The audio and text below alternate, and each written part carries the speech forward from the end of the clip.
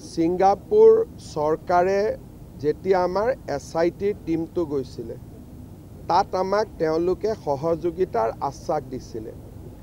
আজি সিংগাপুৰে আনুষ্ঠানিকভাৱে অসম চৰকাৰলৈ ফাইনেল পোষ্টমৰ্টেম ৰিপৰ্ট তেওঁলোকে পঠিয়াই দিছে আৰু টক্সিকোলজি ৰিপৰ্ট অৰ্থাৎ গুৱাহাটীত যেতিয়া আমি সেকেন্ড পোষ্টমৰ্টেম কৰিছিলোঁ তেতিয়ালৈকে শৰীৰ 5 দিন 6 দিন পুৰণি হৈ গৈছিলে, কিন্তু সিংগাপুৰৰ টক্সিকোলজি ৰিপৰ্ট মৃত্যুৰ 5 মিনিটৰ ভিতৰতে ব্লাড চেম্পল লৈছিলে।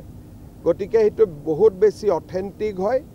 আজি মোক আমাৰ অফিচাৰসকলে জনোৱা মতে সিংগাপুৰ চৰকাৰে এমলেট মিউচুৱেল লিগেল এছিষ্টেন্স ট্ৰিটিৰ অধীনত আমাক তেওঁলোকে পোষ্টমৰ্টেম ৰিপৰ্ট সাগৰৰ লগত জড়িত তেওঁলোকৰ নীতি নিয়মসমূহৰ বিশদ বিৱৰণ আৰু টক্সিকোলজি ৰিপৰ্ট তিনিটাই আমাক পঠাই দিছে, যিটোৱে আমাৰ ইনভেষ্টিগেশ্যনত বহুতখিনি সহায় হ'ব।